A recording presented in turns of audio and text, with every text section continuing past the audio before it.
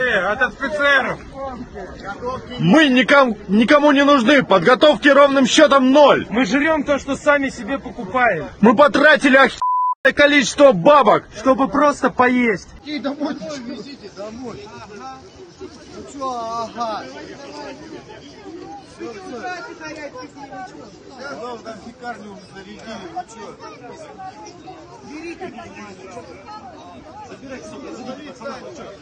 Всем раздавайте и все. Конечно. Цивилизация. Привезли в учебки, и народ тупо учат маршировать. Ни автоматов, ничего не одели, не обули. Но там половина с похмелья, они вообще старые, они в зоне риска, и тут скорая должна дежурить. Подготовки перед отправкой в зону боевых действий не будет.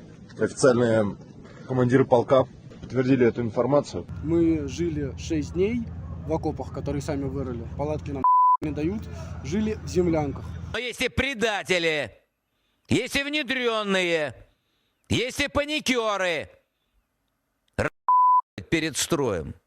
Как делали наши деды и прадеды во время Великой Отечественной войны. А кто еще из политиков отправил своих детей? Может, Песков? Нет. Медведев? Нет. Патрушев? Нет. Может, служит хоть один зять Путина?